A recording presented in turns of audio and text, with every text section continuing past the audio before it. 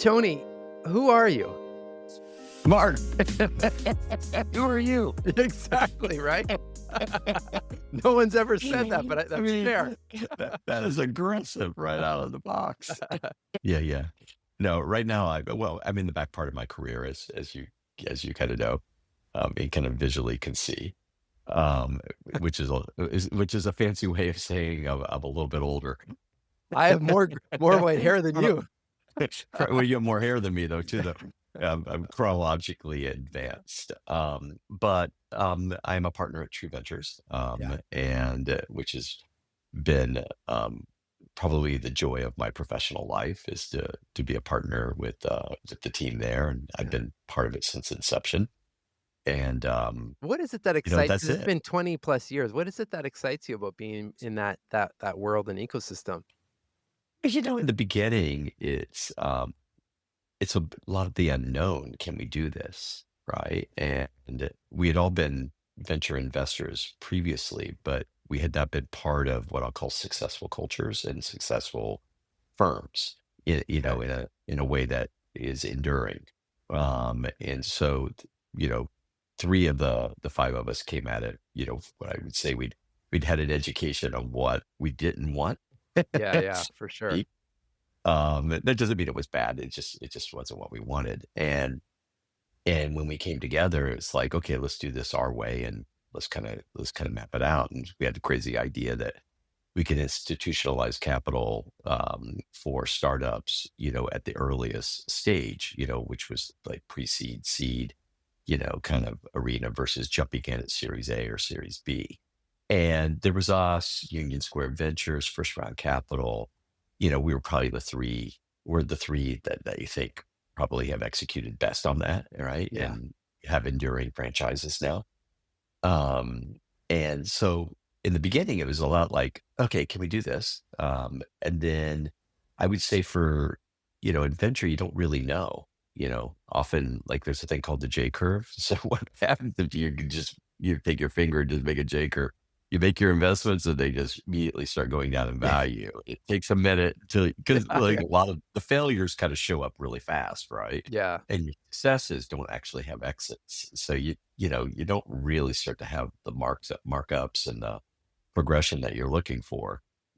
And so anyways, that part was fun. And then we did it. I think we all kind of looked at each other like, oh, this is working. Yeah. How long did it take? Do you remember how long it took when you started actually saying that essentially? Like, wow, because I imagine again, it does take Honestly, time. it was actually 7 or 8 years. Okay. And Yeah. really, where we started, s- in our fund one was a little slow out of the gates. And then we were lucky that our investors believed in us and thought that we were on strategy, right? But we just didn't have the results yet. We went out to Yeah. raise fund two. And then fund two had this magical thing where we had all these really quick exits, and quick exits are not something you want as your firms mature, right? Mm, But in the beginning where you want to see some signal, it was yeah. great to get these quick little kind of doubles. Like we had one triple in there, but like a couple doubles and maybe a single or two. And we were able to pay back that J curve thing. Like we didn't really experience that in fund two. Very quickly, just it moved into a fund that was already, outperforming, right? The Okay. amount of capital that we were calling.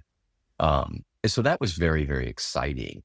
And then, we're now in in process of raising our most current fund. So we have eight, funds that are under our belt and about $4 billion of capital under management. And, we're now in what is easily the biggest paradigm shift in our industry, in our Yeah. community with AI. It's Yeah. just it's a very exciting, scary, radical kind of reset of Yeah. the table. And Yeah. I It mean, feels like a societal shift. Like, well, it is a societal shift, and the genie. If you're anti AI, newsflash, the genie's out of the bottle, and yeah, yeah, it's yeah. not going back in. And it doesn't mean you have to live with it, but I don't think it'll be, Yeah. I think it'll be challenging. to not interact with it. Yeah. So it is a really big paradigm shift for everyone. Been interesting. This is fairly recent because I mentioned before we hit record that I'm working on this on the second book, and part of the methodology behind that book is I'm actually interviewing teachers from the past, like samurai, indigenous elders, Zen masters, like uh, innovative thinkers, and so forth.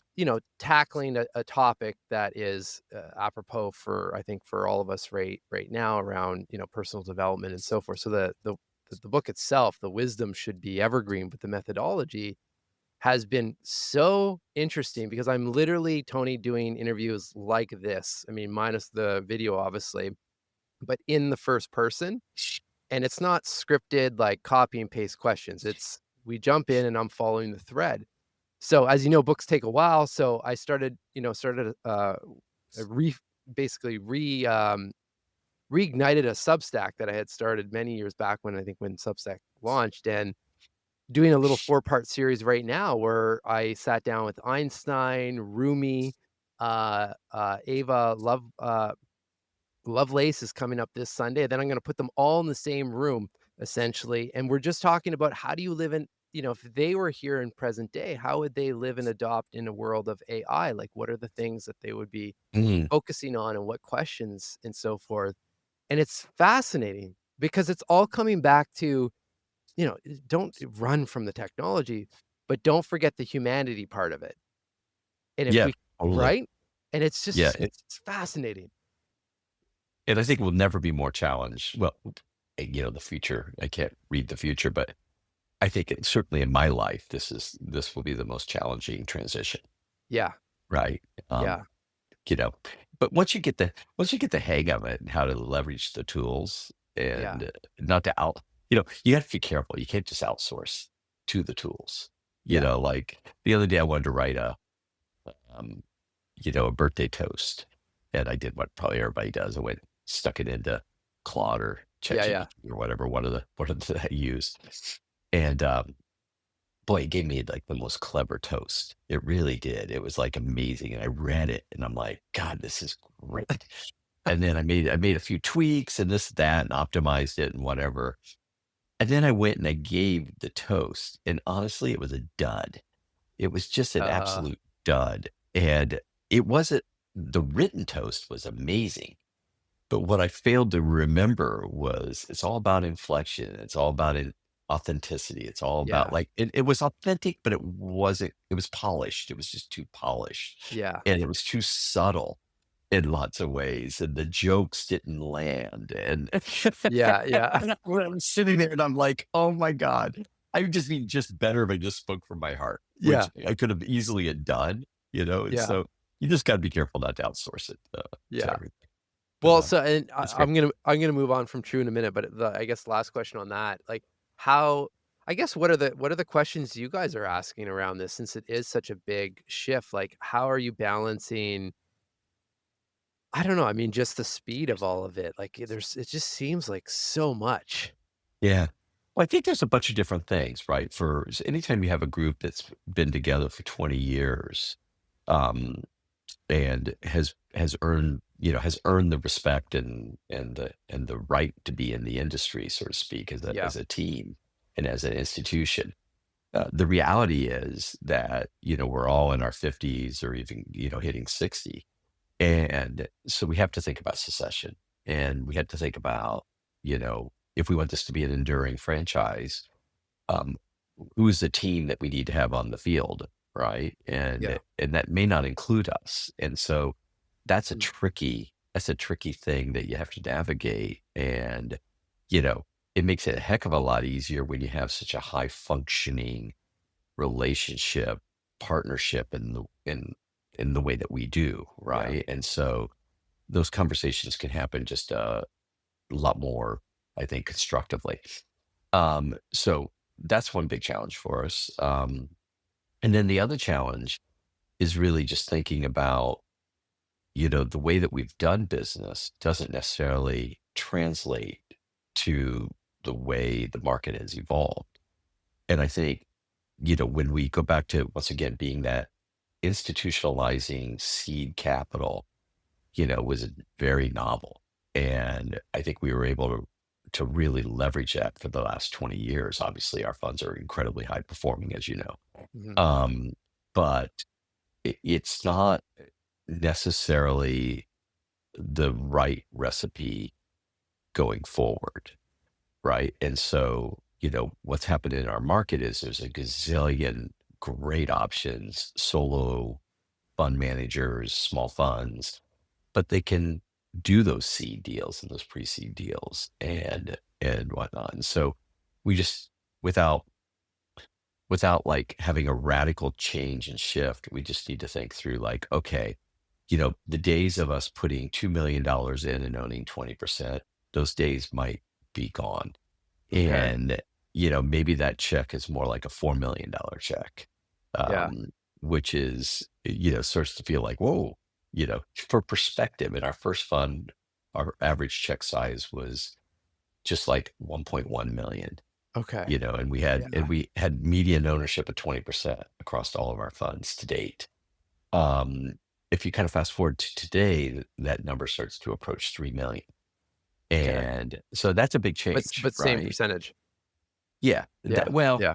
yeah, if, that's increasingly challenging, Mhm. especially if we wanna what was nice in the old model is that we could get our ownership percentage, um, for relatively modest capital and also still have room to be very inclusive of angels and significant, Sure. people that could kinda help, right? Today, that's hard. That's really hard.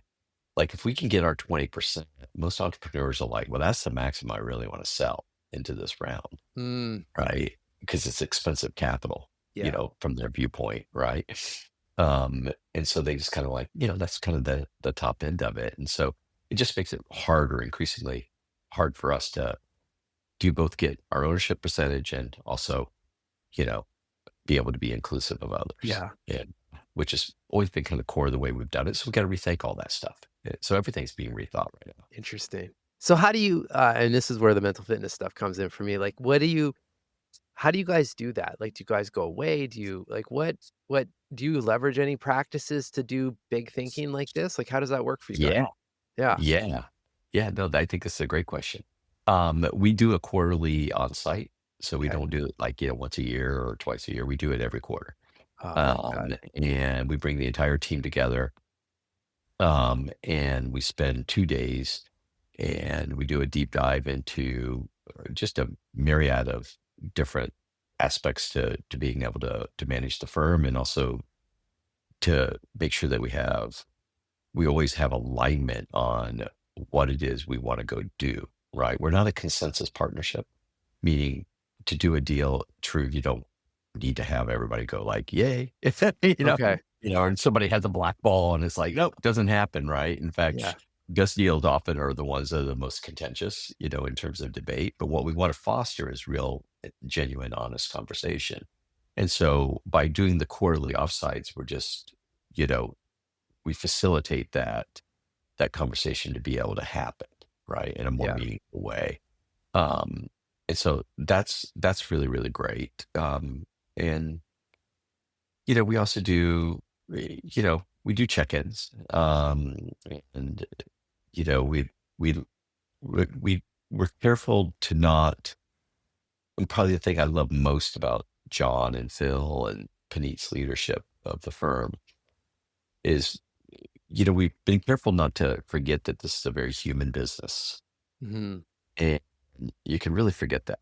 You can really get caught up in it's just numbers and Yeah. execution and all these kind of reports. And, you know, it's really important. Often, like before our meetings even start, we'll spend not our weekly meetings, but in these kind of offsites, we'll spend a good, I'll say almost an hour of just going around the room and doing the check-in on just where people are and what's going on. So And, powerful. sometimes it's very work focused, but sometimes people have real personal things that are happening. And Yeah. it's important that we, without having to get into each other's business um, too much, but a we provide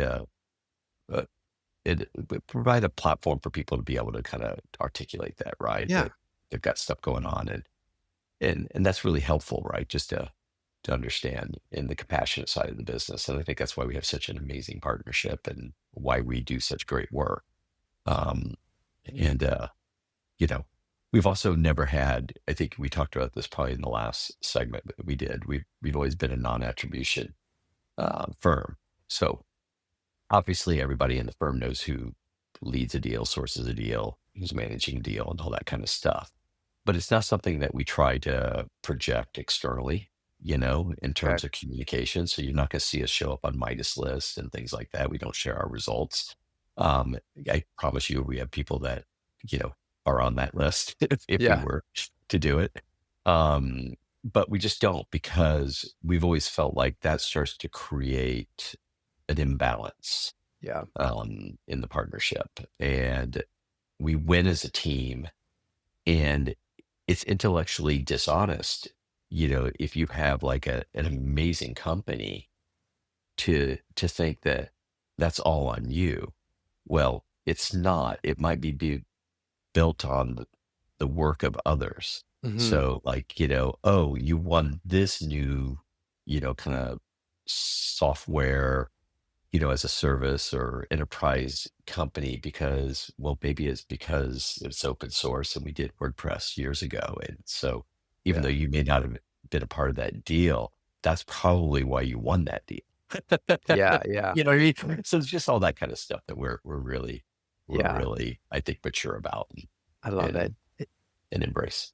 It makes me think, this I don't know why this is just keeps coming up on my radar. Maybe it's as I've got a book and a co-author on this next book, and we're shopping it around with an agent and so forth. Maybe it's why it's on my radar. But some of the most well-known bands that have stayed together, and I'm thinking, I think you're actually friends with this crew, but I'm thinking of Bono and U2. And Yeah. I I I remember him in one interview saying, like, the ba everything is shared equally in the band, and it doesn't like, Yeah. he can go off and do some sort of documentary or something on his own, but it all comes back, and I think and I've heard that from some other bands that have, like, literally, have stood the test of time, and it's been decades and decades, and you start remove because you remove some of the ego out of that, and it's just like, that's the setup, that's what it is, so, yeah, one might be going down, one might be going up, but it all levels out in the end, Yes. right? Yeah, it's like a band. A band's a really good analogy because, sometimes, you know, you need to you need to replace the drummer or you need to replace the guitarist or, Yeah. it's not often the lead singer, but like, whatever. Yeah. Some people times people die, unfortunately, like people age out. Like there's just all kinds of stuff that happens. Look at the Grateful Dead. I think that's a great, Yeah. great example. I'm not a Dead fan, but sorry out there for all you Deadheads. I did go to their concert recently, but obviously they have, members that have died and they have members that have aged out and Well, they've then got they John Mayer in and there. now they got John Mayer in there, right? Well, yeah, it is beautiful because I Yeah. think it adds a whole new dimension. It's not like he's just playing. He's not being asked to be a cover band, Yeah. come in and just play. Yes, he has to play some of the old songs and all that kind of stuff, but I think they give him a little bit of latitude to be able to do it the way Yeah. it might feel genuine to him and additive, and it opens things up. So as a partnership, we have to be able to do that too, right? Yeah. That's it. Like, gotta be able to bring in the future and not have it feel like they're like we have two classes of citizens, those of us who have been there forever Yeah. and oh, you're earning your stripes. No, it's just like you're our partner and you're in and let's go. Yeah. I'm gonna pivot a little bit because I know you're Yeah. and I'm doing it as well. I mean, you're probably asked about True, quite often, but I'm curious. I mean, I'd love to just know about some of the topics that and themes and so forth that you're not asked about that you would love to speak more about. I mean, I have a couple that I can prime you with, Yeah. but I mean, I'll leave it open.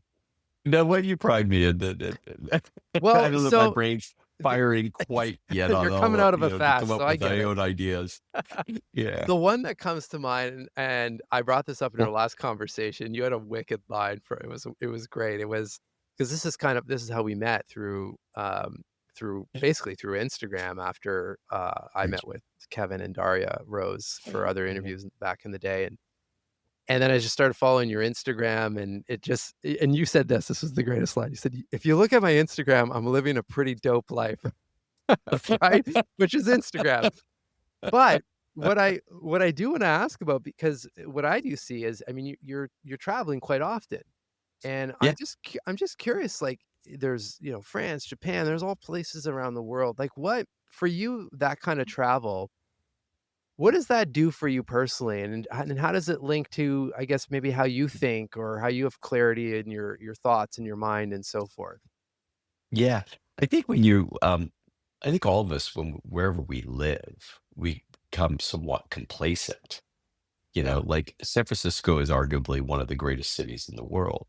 And I'm not sure I access it Mhm. in a way. I kind of have my routines. I head out for the weekend to another spot, and then I'm here during the week, and I can't go to the same restaurants and kind of do a Sure. lot of the same stuff over and over, same foot reflexology, like whatever. Yeah, It's like yeah, I just yeah. have my weird routines and all that. And I think when you travel, and I know when I travel, it's like it forces me to open up and to explore. And I think I'm a lot more present when Mm, I travel, um, because I'm aware of my environment in a way that it's just kind of I'm a bit unaware when I'm here in San Francisco at this stage. It's just kind of robotic in a yeah. lot of ways, right? And so I love that, having grown up on a farm, or a farming community. Um, yeah, I'm so attracted to everything that's, urban, and I love the underbelly of a city and how it functions and works and whatnot. And I love to get out and walk it. But like, when was the last time I like left my front door here and I walked, you know, I don't know, a mile and a half in the city? Like, Yeah. I just don't do that. I get in my car and I'm on autopilot, right? Yeah, yeah, yeah. And so I love all that stuff, and I love how it stimulates me and kind of wakes me up. And I've made lots of good friends, and I've done lots of good business, by being engaged and being out there in the flow. Have you had any if you think of any of your recent travels, or do any big insights or perspective shifts come to mind recently? Um, I don't know. I think it's constant. I don't know if I have had a reason to have like a big seismic shift, or, Yeah, yeah. like I just haven't really quite needed that. I hope I Yeah. don't need that, for the most part. Yeah. No, I'm not saying, Um, like, going into it intentionally like that, but just something came up and you're like, "Wow, it's because I'm here or I saw this or experienced whatever that something clicked." um, yeah, there was a trip to India this year where I spent a brief moment in deportation jail, and So this I'm glad I asked. Continue.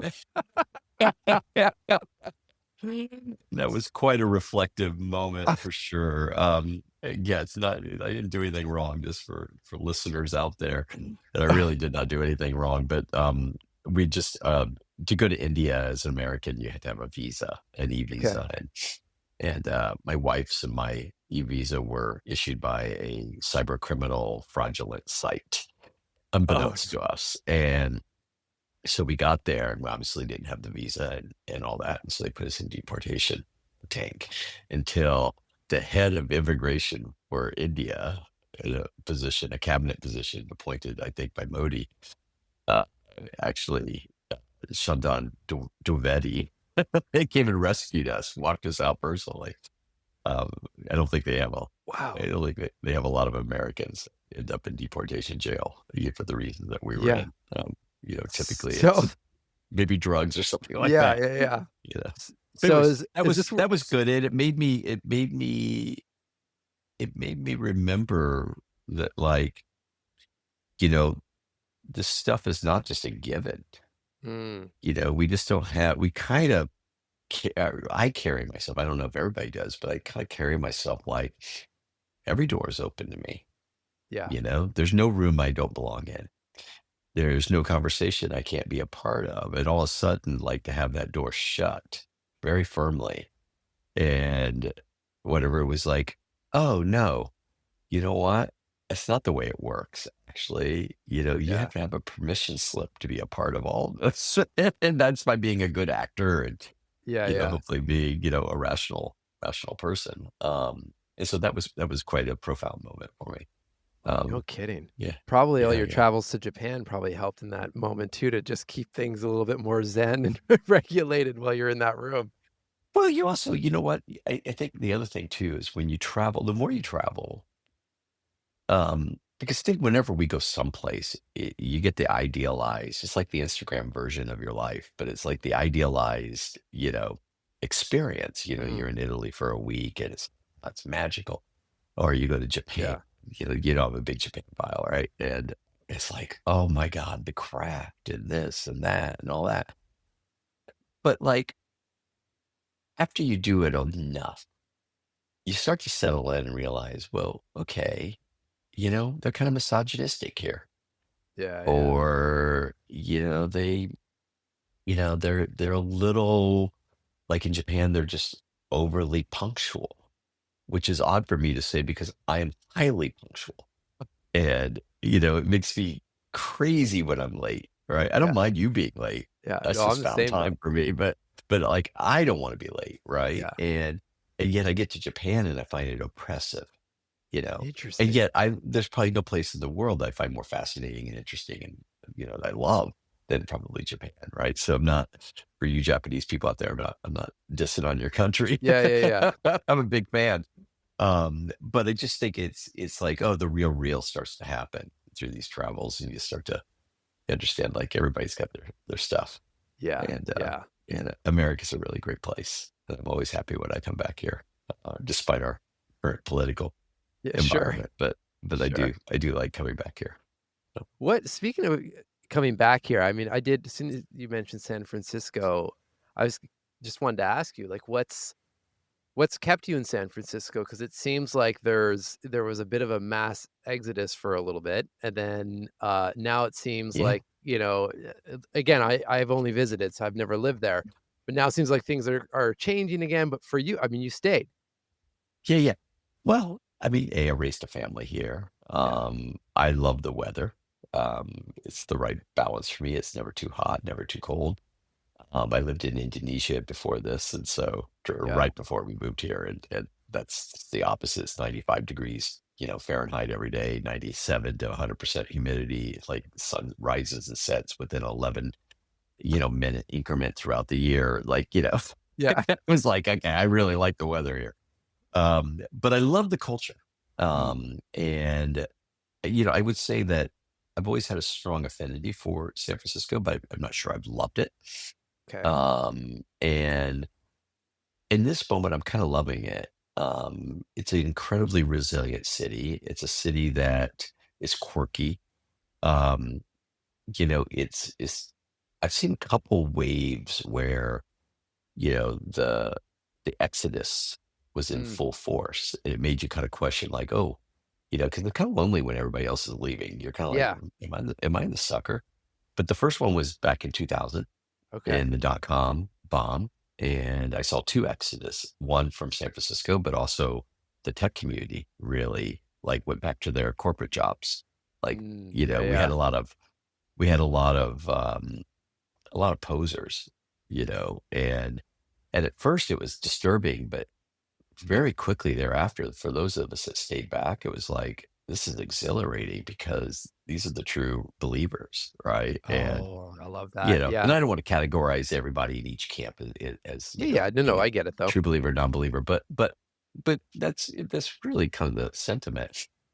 And then in COVID, where the city really kind of had a weird, um, I mean, every city probably had a weird experience in COVID, but I think San Francisco is particularly weird because it's a pretty free culture. It's mm, not used to having a kind of heavy top down. Um, yeah, yeah. let's get to that, yeah, yeah, Like we're going to impose what you can and can't do, and so the city struggled with that, and so that was kind of unpleasant. The homelessness and a lot of the issues really were exasperated in that period, and on top of it all, you know the the first kind of or with the tech cycle that we were in, increasingly could be done from other areas. And so you did see a lot of talent and a lot of people leaving again and going to places like Miami and Austin, and great cities, Mhm. whatever. But what's interesting is they're all coming back. I'm getting that They're all feeling or here. that sense just in Oh, no, listening no, to. they're Okay. all back. Yeah, like Yeah. if you're like AI is like, if you want to be, I've always believe you can build companies everywhere, and I still believe that.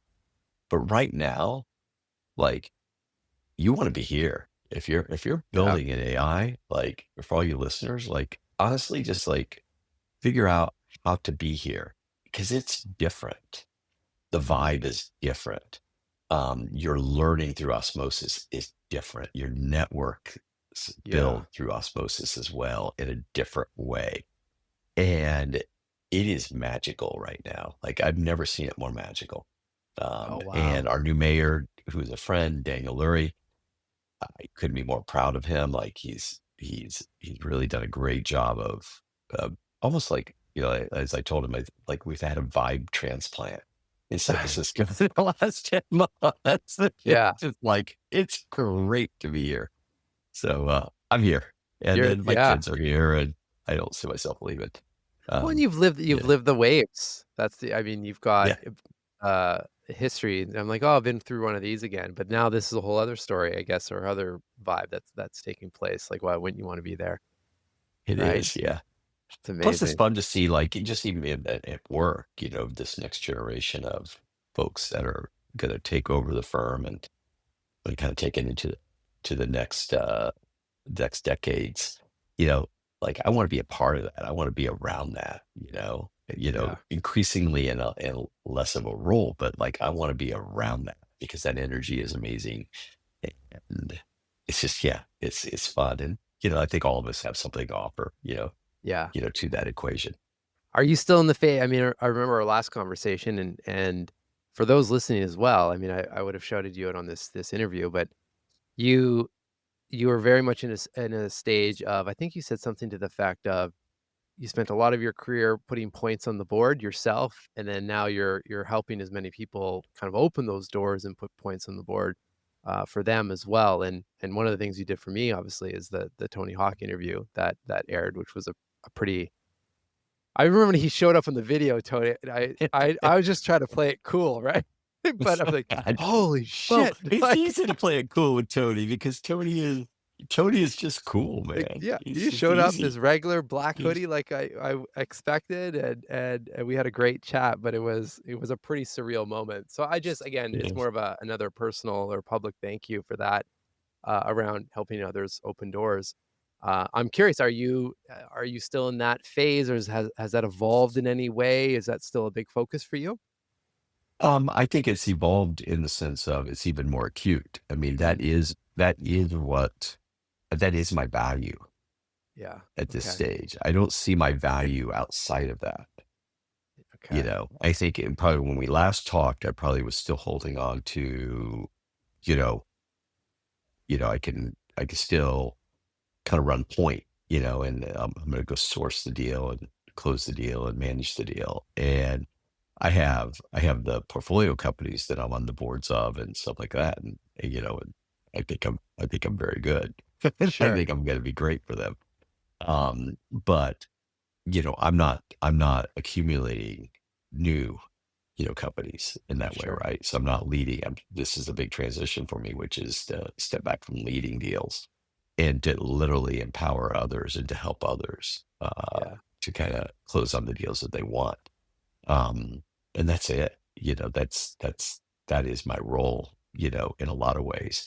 And then my other role, the way I see it is it's a great opportunity for me to, in a very reflective way, to kind of look around the firm and look around the individuals and to think more constructively about what do both of those things need and where are there areas where I can help, to start to institutionalize certain things and certain behaviors. So I'll give you an example. One of the things that we were always very proud of was how discreet and how non-public we were. Like, we just didn't do a lot of podcasts and a lot of articles and things like that, and speaking engagements and all that kind of stuff. Well, it's a new world order, and that Yeah. doesn't work anymore, right? And so while it may not be second nature for my partners and me and others, to get out there and be very public, I realized like that's holding us back, Okay. Yeah. and let's change that. And so, I've just been pushing, everybody and, to do these things and to understand that it's part of the job, right? Mhm. It's an equal part of the job that we have to pay attention to. And so there's that. We did a conference called the Connected Stack in September. And we'd never done that. And we paid for it and invited everybody. We did 20 co-hosts, probably 20 of the best venture firms in the world, Sequoia, Andreessen, Kleiner, Index, Greylock, I mean, Menlo, like we Yeah, ran, yeah. I mean, really addition, like amazing group of partners around the table. And that was just really kind of great for our visibility and a little bit of a moment where I wouldn't call it a flex, because that's not the way we are, but it was a bit of a flex. It Yeah, was yeah. like, okay, we've earned the right to be out on this stage. And incredibly so, we've earned the right to be able to bring these other folks who respect us and like partnering with us to get them to co-host this with us. Right. It's something And to be proud of. yeah, yeah, it's Yeah. something I was very, very proud of the work that our team did there. And so those are the kind of things that I'm focused on, which is really by giving back to the institution or giving back to the individuals on the team. And then outside, of course, I haven't Yeah. stopped my my philanthropy and all Yeah. that kind of stuff. Amazing. Well, last question for you, brother, and I haven't asked anyone this question yet. I figured you'd be a perfect person to pose it to, and it's I'll probably get you a response, and this will make sense in a minute once I ask the question, but if you could speak to any ancient teacher from the past, who would that be, and what would you want to ask them? Oh, like, well, if it's an ancient teacher that has insight into me, you know, Interesting. that might be one thing that I might want to look at. It's like, hey, you look at me and like, what do you think I'm resisting right now? What is, where are there areas? Because we can always continue to grow. And I think that's a risk as you get older is you stop growing. Um, and it's like, where are the areas I could grow? And, you know, where are places where I could have much more emotional intelligence, Mm, and be whatever. Um, and then I think there's kind of like, where are there things that I'm just holding on to and I'm over optimizing? Things that I'm just holding in doing so. That's the kind of stuff yeah. that I would be just some ancient teacher really get excited about. Who's the first person that would come to mind? Pick any name, any person. Oh, wow. I mean, there's so many. There's Gertrude Stein, who, you know, early 20th century in Paris and, had to live through a lot of different things and, and Yeah, whatnot. Um, and there are, I don't know. I don't know if I have a great answer to that. I mean, I think if there's one person in history I could go back and talk to, the person I'd want to go talk to is Ben Franklin, who I yeah, think is, on every axis, like for me, is like somebody I'm just so terribly like fascinated by. Like, I think he's one of the greatest entrepreneurs of all time. mm, He's a founding father of our country.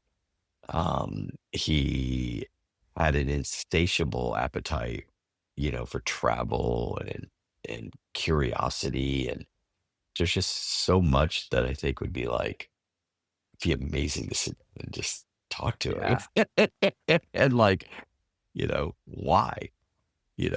I mean, he invented of all the like, besides like you realize like the stoves that we have at our house that they're called Ben Franklin. Like there's a brand called Ben Franklin. That little he invented that. He invented the lightning pole. He invented the post office. He Yeah. invented there's just So so much, right? many things that he Yeah. and I'm like, "Oh my god, I've invented nothing." I started a couple of companies that nobody will remember 20 years from now, and, I don't know about that, don't Tony, but don't you're being modest. yeah, It's amazing. it's not the post office. No, it's fair. It's all perspective. Yeah. No, I'm Amazing. not sure if I answered your question, No, you in did. the right way, I'll come but, back. I might put both of those people in the same room and, report back to you privately. yeah. By Yeah. the way, we could do that, like, I probably could go to character AI. I haven't done this. I've never used character AI, but I do. I could probably go and maybe I'm gonna do this after this call. Yeah. Go have a conversation with Ben Franklin. Like, I like, it "What's up, bro?" it blows my mind, Tony. So I actually use Claude for that, and because it's I find Claude, um, really conversational. I mean, I heard Seth Godin say that at one point. I'm like, "Okay, if it's good enough for Seth, I'll jump in there." But I've been having all of those one-to-one conversations in Claude and first person. I would just say, you just prompted, say, "I'd like to have a first person conversation with Ben Franklin based on everything that you know about him," and then you start. And it's the other thing that's crazy because 'cause I've had about, oh gosh, at least 100 of these at this point. I've got hundreds of Oh, hours of these for the book. So, it's like when I'm speaking with Rumi versus Marcus Aurelius, the tone is completely different. Sometimes, especially the samurai, or the Zen masters, they'll like, "Oh, mm, you Western folk, like, of course you're trying to figure it out." Like, they catch you, and it's mind-blowing is all I can, describe it. So, yeah. definitely, You know who yeah, else would be amazing to go talk to is Shackleton, you know? Shackleton. Yeah, do you know the story of No, Shackleton? no. Oh my gosh, for all your listeners out there, the number one gift I could give you is to go buy the book. Spending your Okay. money, Yeah, but buy the book, Shackleton's Journey, okay. and many of your listeners are gonna know this story, but, um, he basically is trying to discover the South Pole, and Mm, he takes a group of men, and gets financed, um, in England, and so he goes there, and they get stuck in an ice, like a floating ice. I don't know what you call it, but like I guess an iceberg or whatever. And it's literally they're out there for 2 years, oh, and not one person. It's the most amazing story. It's the most like it's just shivering, and it's also like the greatest leadership story I think of all time for me at least. And he survives, and every single person on this ship survives. Like wow. nobody dies, and can't remember the number, the exact stat. So this is like a directional kind of thing. Sure. But within 2 years of them having all gone back to England and their homes, um, over 50% of them died Wow. within 2 years. Alcoholism, this, that, like all kind, just stuff, Yeah. right? But he was able to lead this group. I think it was all men, but like I think it was a group of men. And he was able to lead them and to keep them believing Mhm. and hopeful. Hopefully, yeah, yeah. And, they got through it, and they eventually did figure out a way to get out. And, and then they go home, and they over half of them die. And I'm just like, wow, that's how the deep trauma of all that. That's Yeah. how damn good of a leader he had to be, that he was able to get people to deflect, you know, from that, Mhm. succumbing to that. And they eventually do. So, but that's not a reflection on him. That's just probably the Yeah. harshness of the world that they went back to. But And the contrast of that, yeah, it's yeah, yeah, pretty mind-blowing. yeah. It's like being in deportation jail, but for two Yeah, years versus a exactly. night. Exactly. Way to land the plane and bring it full circle. I like that. Tony, All right. gosh, I mean, as you know, I could speak to you for hours, but of course, I want to respect your time and thank you for coming on. Thank you for what you do day in and day out. I mean, there's an energy and a vibe that you bring to this world that is just it's really refreshing. It's I know you speak of the city of San Francisco as having an energy and so forth, but I mean you're obviously a big part of that as well, and you're very modest. So I mean I'll say it for you, but you've been part of Thank you. that fabric, and I feel it every time we interact. So thank you for that. Thank you. Listen, with some luck, you need to be reflective and remind yourself that it's a lot of luck, and then what are you going to do with it? And Yeah, so that's the goal. well said.